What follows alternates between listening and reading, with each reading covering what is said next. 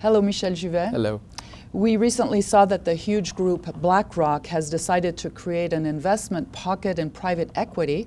However, the group is known for its passive investments through ETFs or index products. So what's your explanation?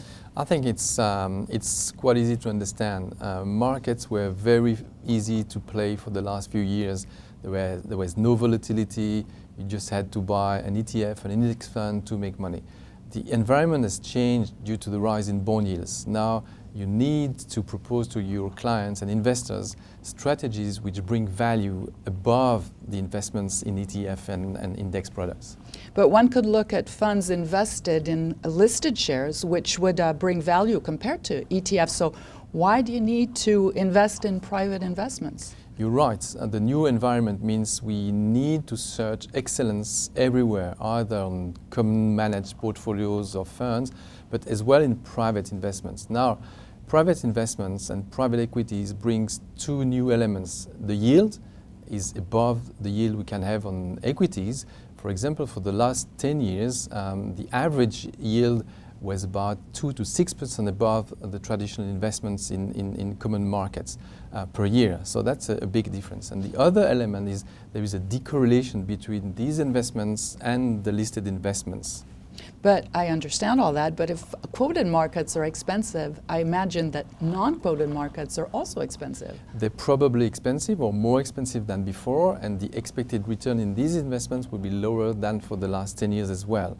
But as we said before, the yield is higher anywhere than on the listed investments. That's one of the reasons. And the second reason is the question of the timing is useless. When you invest in stock market, the timing is essential, because if you miss the right time to invest, you might lose everything, or not everything, something very shortly.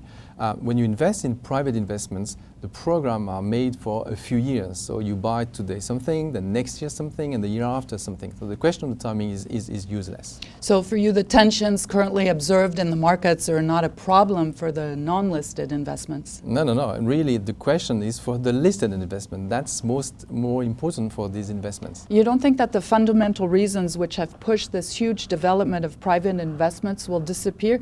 We've seen that they have nearly doubled since 2010, $4.5 trillion in 2016 versus 2.4 in 2010. That's correct. That's a huge development. But we have to remember why these markets have developed that much.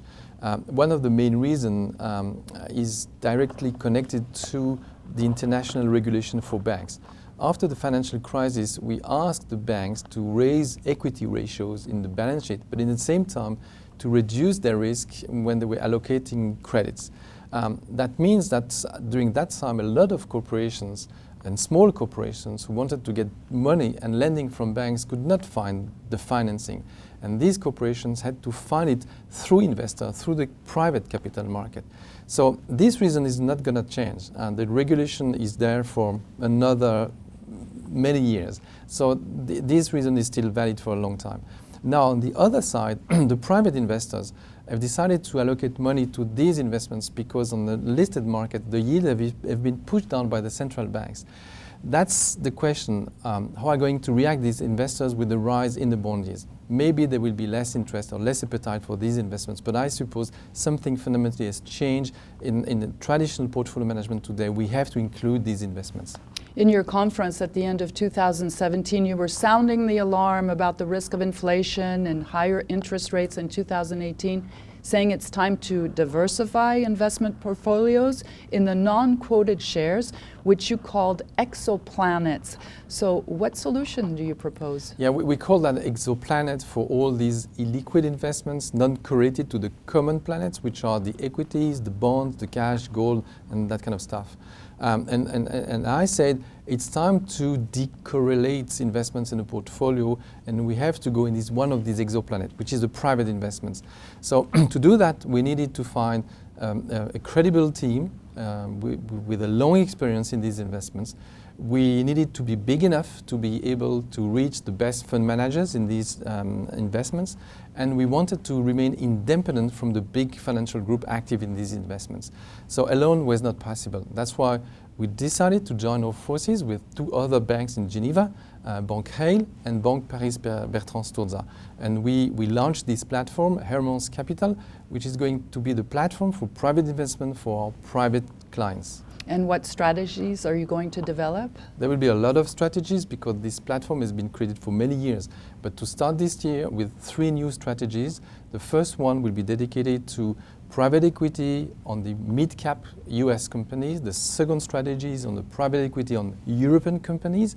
And then we have a strategy on the debt level, which means mainly to finance credits for all investments in real estate. Thank you very much, Michel Juvet. Thank you.